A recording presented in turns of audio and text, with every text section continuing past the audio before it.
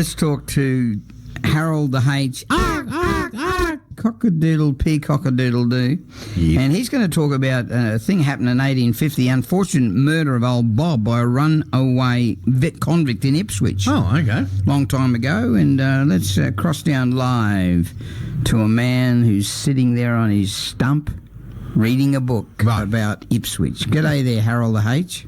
Yeah, good morning. Sitting here on the stump, but listening to everyone really arcing up. The team arcs that you guys do in the morning is fantastic. Well, because we're arcing up, it's electrical. It is. And no wonder Paul Plants are ringing in all the time. Everyone's ringing in. No, Paul Taylor's listening, isn't he? Paul Taylor from Channel 9. Oh, Paul Taylor. Oh, there's so many Pauls. Well, you know, I was at a radio and television lunch the other day for has-beens, and Bruce Page was the guest speaker, and gee, he told some good stories. Oh, no, he would tell very good. Well, here's another good story, which I reckon he doesn't even know about. You know, actually, Bruce Page, I used to coach his son in basketball, but anyway, that's one good segue, actually. Good segue. Brilliant. Yeah, but this one is even further along ago. It was 175 years ago this year. It was on Monday, the 9th of December, 1850, that a really lamentable event happened in Little Ipswich, which today is West Ipswich. Now, Danny, look, as I researched this, the records back then are always really sketchy, and in this case, there was a lot of confusion over names, but I'll piece together this story pretty well, I think. Now, a fight happened in the yard of Ipswich's Golden Fleece Hotel. Robert Scholes, now he was commonly called Old Bob. He was fighting another man. Now, Old Bob knocked his opponent down, but in the second round, Old Bob himself was knocked down, but never got up.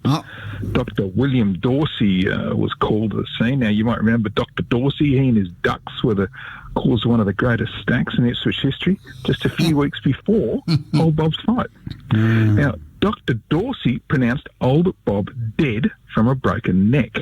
Now, Ipswich's Chief Constable, Edward Manley, was called. Now, Constable Manley had played a leading role in the fight over Dr. Dorsey's ducks and was actually described as Dorsey's minion. Anyway, on this occasion for Old Bob's death, Constable Manley arrested a man who gave his name as Michael Collins. Collins then appeared in the Ipswich Police Court before Dr. Dorsey, who committed him to stand trial in the Brisbane Circuit Court. There, Collins was charged with manslaughter by striking, beating, bruising and throwing poor old Bob to the ground. Now, the jury, without hesitation, found Collins guilty, and Justice John Dickinson, he was actually later the acting Chief Justice of New South Wales, he sentenced Collins to 3 months imprisonment with hard labour in Sydney's Darlinghurst Jail. Now, if you think 3 months sounds lenient for killing someone, you're right. You see, there's more to the story. Yeah, look, the fight in Ipswich began when Old Bob made a bet with Collins for half a pint of rum for the first blow on the nose.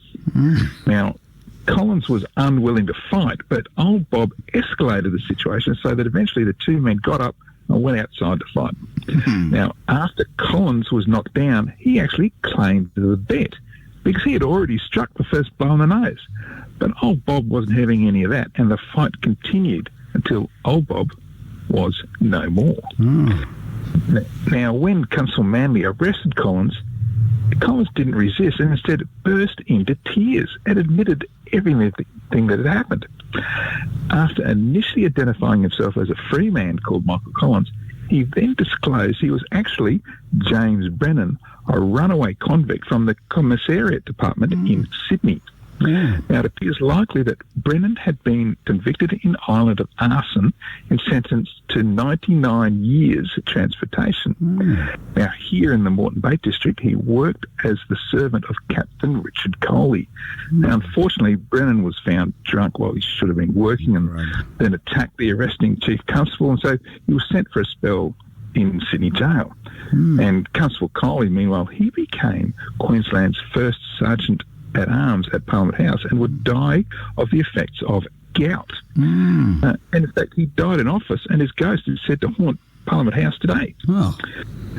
Now, in Brennan's trial for manslaughter of Old Bill, when the jury found him guilty, they strongly recommended mercy. Now, the New South Wales Attorney General who prosecuted was John Plunkett.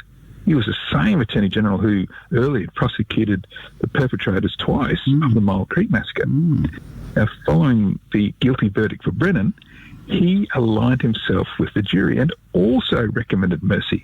That's because Brennan, when he was in that Brisbane jail, there'd been an attempt to break out, but Brennan had refused to take part. He wouldn't leave. So it was the fact that Brennan had fought old Bob against his will, admitted the circumstances, showed remorse, and attracted the support of both the jury and the prosecutor.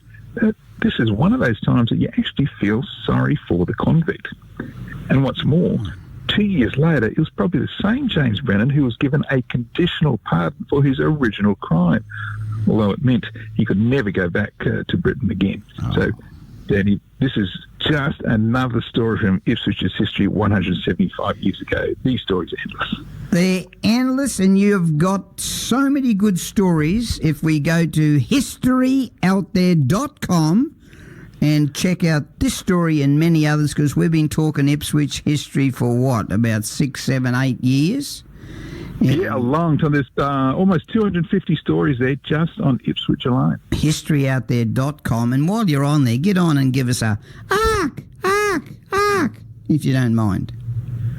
That's right. And all the best to Paul Taylor. Hopefully he enjoyed this story as well. Paul loves it. He loves your stories. Good on you, Paul. All right. Thanks a lot there, Harold the H. Ark, P. Cockadoodle-doo on West Bremer Radio, historyouthere.com. The time now is 8:21.